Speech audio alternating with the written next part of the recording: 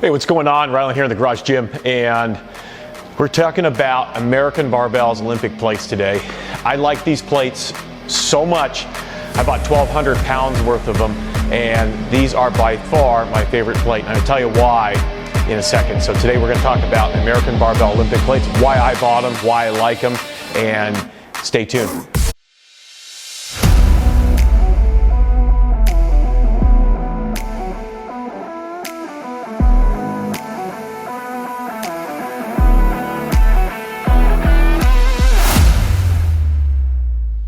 All right, welcome back. So if we're talking about American Barbell, and they're rubber-coated Olympic plates.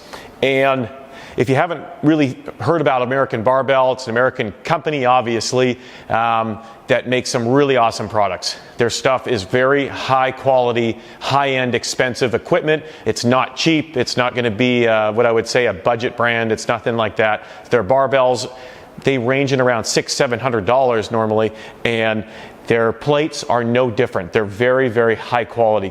So I ended up purchasing a few at a time of these American Barbell plates, and the big question was, well, why did I pick these plates? They're not cheap, that's for sure. And as you know, I tried to spend my money wisely in the gym here, and this was a big purchase. But let's go over the different types of plates that I had to look at and consider before I made this decision. And the ones that I will just narrow it down to, let's talk about the top tier, most used plates that we know about. So number one, there's their standard iron plates. You can buy those from just about any company. They're very, very, very similar on how they're made. They're just cast iron plates. I wasn't really interested in those, even though I do really like some of them. I like Rogue's machined plates, the ones that are the gray style. I think they look really nice. So that was one consideration. Now, the other consideration was Rogue's deep dish plates. These were very popular on Instagram for a while, a couple of years ago. They're not so much anymore, but what I found with people that had the deep dish plates, there was a few issues that not a lot of people talk about, but people were telling me was the paint quality on them was not very good, and they would easily scratch and chip, which resulted in them rusting down the road. So that was something I really wasn't interested in with those deep dish plates. Another issue with the deep dish plates is because they are so wide, it gives you that illusion like you're lifting a lot more than you are, but that's really not what you want in a plate. You don't really want your plates to be really wide because that limits how much you can put on the bar. I know it looks cool. I know it looks like you're lifting a ton, but deep dish isn't really what you want for actual training. The other thing with the deep dish plates that people complained about was trying to remove them, pick them up off the floor, re-rack them, move them around. They're just a pain to grab and hold on to. So that was another thing. And that's not just me personally saying that. That's a lot of feedback that I got from people when I asked about them. So deep dish, I kind of just wrote those ones off. As much as they do look really good, I think they look great on Instagram pictures, and when you're lifting, it looks like you're lifting a ton more weight. That was something to consider. Calibrated plates from any company, doesn't really matter. They're all pretty much built in China, and they're all very similar. Frankly, I'm not a power lifter, and I don't lift heavy enough to justify spending a bunch of money on calibrated plates. I'm only deadlifting 500 pounds. You know, I'm not in the big weight category that really requires calibrated plates. For me, that's for dedicated power lifters. You're spending a lot more money on dedicated, calibrated plates, and for me, that's money that could be spent elsewhere in the gym. So not that these were cheap, and they weren't, trust me, they are expensive. But calibrated plates just wasn't something I considered. In fact, I have no calibrated plates in this gym at all. Like I said, I'm not competing in powerlifting. I'm not even a power lifter per se. I just like to train, and my training style is more of a hybrid style. So I don't need calibrated plates. So that one was off the table. Another really good American company, Strength Co, makes some really nice plates as well. And that's one that I would consider. I was looking at theirs. They make some really nice stuff, but again, it's back to that machined steel plates, which they're nice. They're just, sometimes they're just not the most practical. The one issue with the Strength Co plates that people have come to me and told me about is because they are such a tight tolerance, they don't work on all barbells. Some barbell sleeves they will not slide all the way on. So that's a little bit of an issue with the Strength Co plates if you're thinking about going that route. What I really thought about when I was looking at plates was I wanted to mimic what is in a commercial gym, and a lot of the equipment in here and the design of our gym was to mimic what we used at commercial gyms and make it better.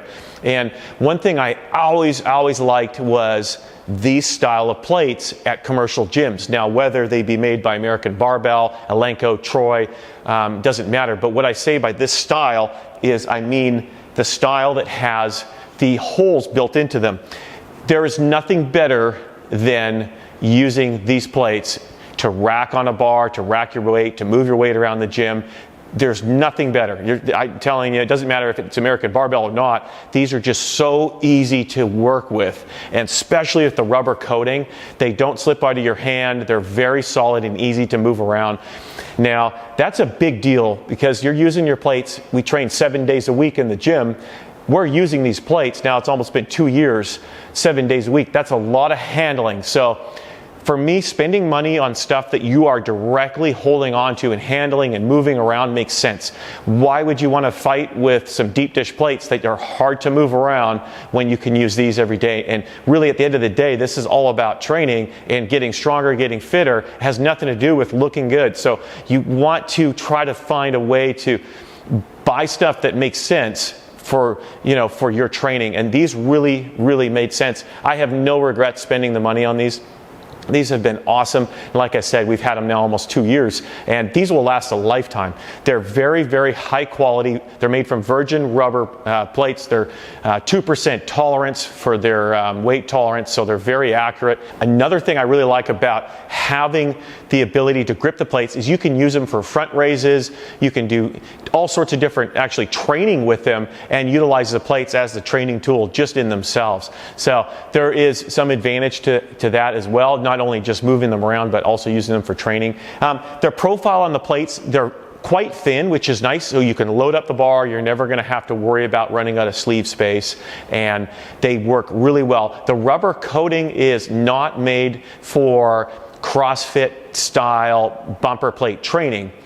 It'll work fine for deadlifts and doing your general training, but these are not designed to be dropping onto concrete floors from up high, from doing a snatch or something like that. Just eventually you'd probably end up cracking that rubber. So I'm just keep this review really short today, but kind of just wanted to give everyone a bit of background into why I'm sitting here with 1,200 pounds of American Barbell plates.